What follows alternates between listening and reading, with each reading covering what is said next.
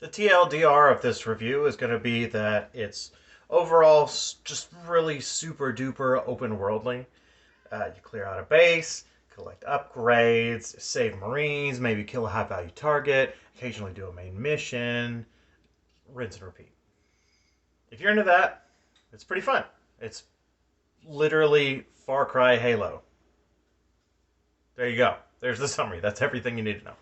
So, in this review, I'm going to cover everything from the general gameplay to weapons to armor abilities, and I'm not really going to touch on much story wise. I'm just going to tell you where it starts so that you have some kind of idea as to which other games you will have needed to play to understand what's going on story wise. A quick note from future me here. There will be no gameplay footage in this video. I'm just going to ramble at the camera for just a few minutes of your time. I'm going to get out all my thoughts. A lot of people don't want to actually know what's going on in the game, even gameplay-wise. So, like, I'm not going to show anything. I'm just going to do my thoughts right here. I'm just going to vomit them at the camera. At you and at your face. This review of Halo Infinite is going to be spoiler-free, and it's going to be more of like a first impressions type thing. I've put 10 hours into the campaign so far, all yesterday straight. Right up front, real quick, I'll say it's good. For those of you who are wondering, it's good. Don't worry. It's fine. It's not Halo 5. So as far as the gameplay goes, I'd say it takes a lot of inspiration from Halo 2, for better or for worse. Because there's a lot of hold this spot for a minute and clear out a bunch of enemies, and then you can continue. And sniper jackals. Holy shit, sniper jackals. Halo 2 sniper jackals, they're here. They're here. Okay. The brutes, I'd say, are also very Halo 2. They're really tanky, and while individual brutes, your regular run-of-the-mill brute doesn't berserk like they did in Halo 2, they have a separate unit for that. There would be your regular run-of-the-mill tanky brutes, and then you've got your berserk tanky brutes that'll just come out of nowhere with no weapons, just hands-on, just charges. Those motherfuckers are scary. Oh yeah, also making a return from Halo 2 is sometimes a thing will just kill you all of a sudden out of nowhere. Yeah, you have no way of seeing it coming, and then bam, dead. So take the good with the bad, I guess. I'd say all the weapons in the campaign are good except the Ravager, even the Pulse Carbine, because enemies won't naturally evade it like they do in multiplayer. You can pretty much always choose what weapons you want to start a mission with because you get weapon unlocks on your base, right? So let's say you unlock like the AR and pistol. I think are the two first things you get. If you want to start every mission with those, you can. You just go back to your base and pick it up and go start your mission. So on that note, that brings us to the progression of the campaign, because there is progression. Don't worry, it's way better than it is in multiplayer. It's actually fair, and it's actually kind of quick. So you find crates around the map that are called armor cores. Don't worry, it's not the same ones for multiplayer. These you pick up these cores and then you spend them like level up points, like RPG level up points or whatever, to upgrade your abilities. Say like grapple shot recharges quicker or whatever, just as a random example. Or your passive, just regular shields are better. Things like that. Armor cores, they can be found around the map. Then the other thing you get is Valor. Valor you get from usually just from rescuing Marines and stuff, and that's points that'll go directly and automatically towards unlocks back at your base, like new vehicle types and new weapon types and stuff like that that you get back at base that you can spawn in at any time. It is free and unlimited to spawn the things that you've unlocked, so like the only drawback is that you gotta go back to your base every time, which you can fast travel between your bases. So if you're out and about and you do want to go back and get a refill on some ammo or something, obviously you can't do this mid-mission.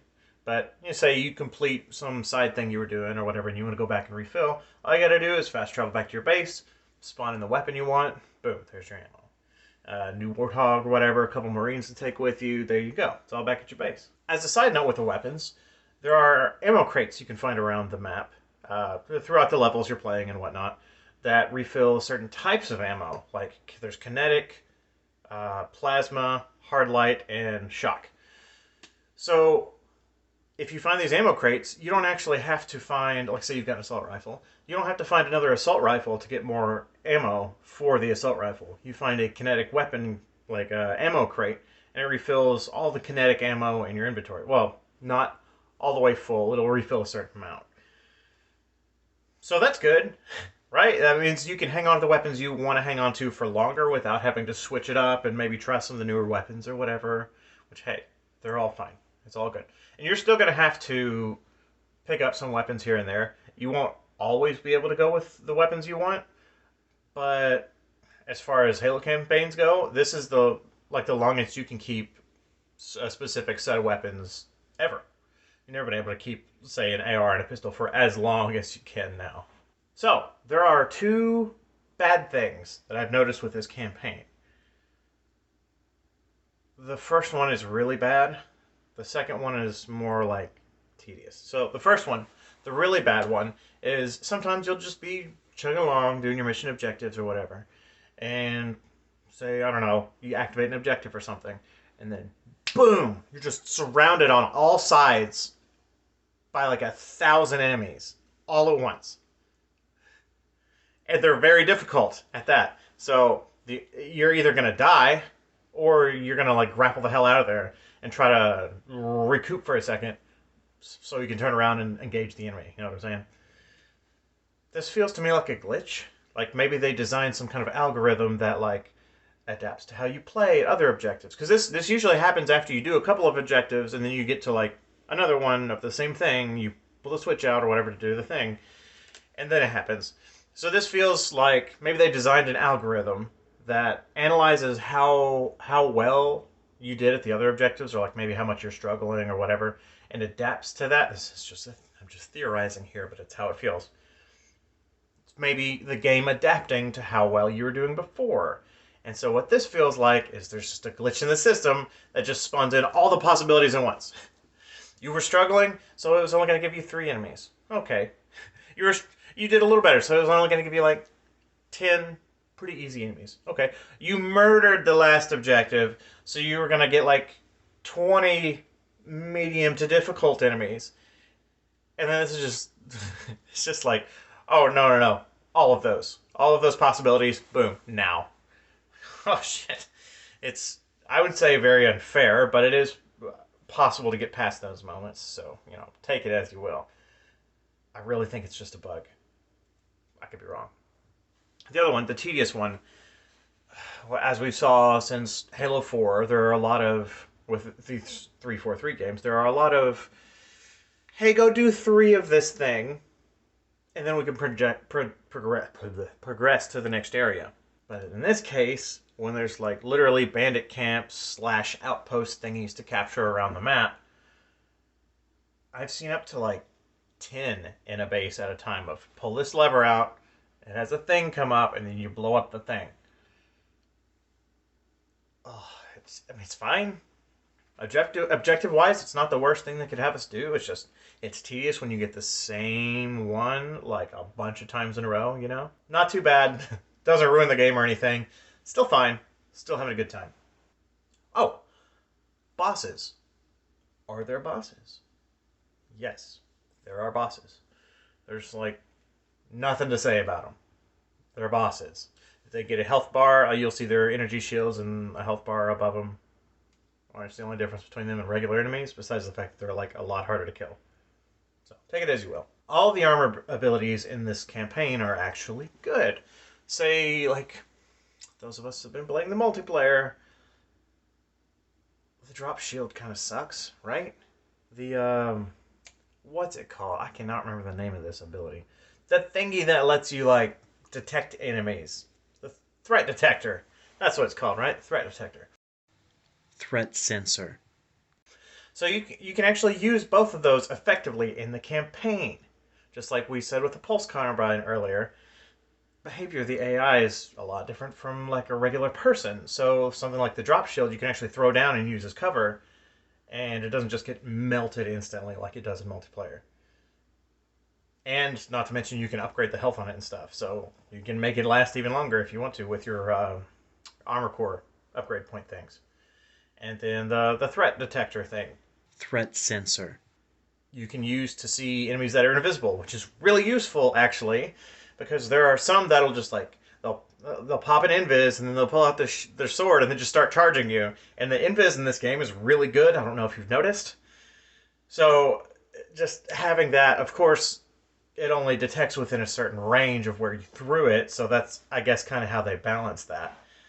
But there's a boss that does that. So it's very useful to have in this game, actually. Cosmetics. There's no microtransactions in campaign.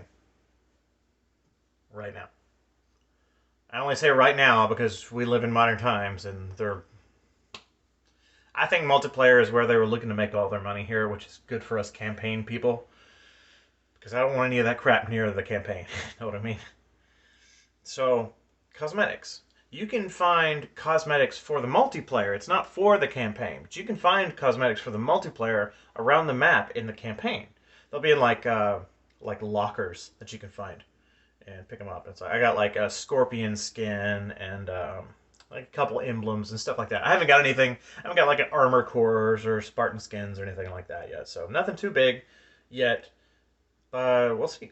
It's just nice to know that there is some kind of multiplayer reward, cosmetic reward or whatever for people who played campaign over the people who didn't. Last thing I want to talk about is the story. Of course, no spoilers here. I haven't played all the way through it anyway, so I can't speak 100% to the story. But what I will tell you is where it starts. Okay, I'll tell you where it starts and what I don't like about it so far. But I'm enjoying it. We'll preface that by saying I'm really enjoying it. It's really interesting so far. So where it starts is the villains come directly from the end of Halo Wars 2. So if you don't know Halo Wars 2, I suggest at least just watching through all the cutscenes or something on YouTube. It's like an hour or 2 hours long, something like that. So you'll get kind of their backstory from that. Master Chief and Cortana's story picks directly up from Halo 5, which a lot of people didn't like how Halo 5 went. But don't worry. Don't freak out. They're handling it pretty well, actually. I'm enjoying how I think they realized their mistake, or the presentation or something in Halo 5 just wasn't. People just didn't like it, so they've changed how they're approaching it, and without getting into too much detail, it's fine. It's good. I'm liking the story, and it does a good job at like just moving forward with everything, but also not forgetting about what happened before, because what happened was it had very major implications for just literally the universe. So they haven't forgot. Don't worry, it's still there. Not in an offensive way or anything. One thing that's kind of I haven't been a fan of since 343 has been in charge of the campaign is the lore. I really like Halo's lore. It started out as really great, and then it's kind of ended up in this place where it feels like it's just way too far up its own ass. 4 and 5 were big on this, like constantly throwing around terms like reclaimers, forerunners, the librarian, the didact, the reclamation, the reformation, it's just terms that some of this stuff you'll pick up on in the game, no problem. Other stuff just feels like I need to go watch a Hidden Xperia video on it or something to understand what the hell's going on. So, I mean, if you're into the deep lore, this is great. It seems to have plenty of that going on. And I like the lore. I like the deep lore. So it's okay with me. I just like the terminology that gets thrown around. It's just, I think it muddies it all a bit. Take it how you will. The story is, it's okay it's easy enough to follow along so far. But I ran into this character last night, like at the end of my PlayStation. I just like threw out a bunch of terms that I had no idea what they meant. I could guess, imply based on what they're called, but I don't actually know. And it'll probably be revealed later on, but hopefully in a way that makes more sense than Halo 4 story. Overall, it's great. Not really a whole lot of complaints. I listed my complaints here. And it's doing good. Enjoying it. I'm actually doing this review right before I go back and play it some more, so I'm really looking forward to jumping back into it. I haven't actually progressed super far, I don't think. I played 10 hours, but like I did everything. I've done everything so far in each little area I can do, playing through it very slowly. Oh, and by the way, my playthrough has been on normal, and I would say I always describe myself as the average skill level of an Xbox 360 era online like Halo 3 player. I'm no esports guy. I don't have Twitch reflexes or anything like that. But man, normal has been just as challenging as I would have hoped heroic would have been. So I know there's all kinds of discussions about the difficulty of this game, whether it's too easy or too hard. I think the normal is like the perfect way to go. I mean, if you want to cruise through it for the story, but also want to get your ass kicked every now and then, because that was happening.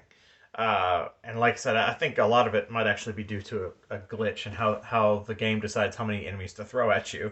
So that could be a factor as well. But as it stands right now, this is literally day one playing this game. Normal ranges from too easy sometimes to holy crap, I'm glad I didn't choose heroic. You know, so take it for what you will. Anyways, I appreciate you staying this long. If you would, hit that subscribe button or that like button, any of that stuff. If you liked it, if you dislike it, hit the dislike button. By the way, you can get web browser extensions to still show the dislikes. So I am happy if you want to dislike my video. If you don't like it, that's cool. Voice your opinion. Go ahead. And yeah, this is a perspective of someone who's played all the Halo games since Halo 1, since that came out 20 years ago. And I've gone through most of the lore. I've seen a lot of the movies and all this stuff. Really, really looking forward to this game. My perspective on it, my first impressions of it. And so I hope this helps you. These were just all the questions basically I would have wanted answered before I went into the campaign. I really wasn't sure. As big of a Halo fan as I am, I was not sure if I was going to pick this up on day one because a lot of people who jump into games day one these days have bad experiences, or either with bugs or something that just has to be patched or fixed or whatever before the game can work and people have a good experience. Or if it came out and people just said it was awful, then maybe I wouldn't even waste my time with it. I don't know. So there you go. Hope you can make it a more informed purchase now if you're on the fence of buying it or whatever. And yeah, I'm gonna cut right there. I'm rambling too much. Thanks. Goodbye.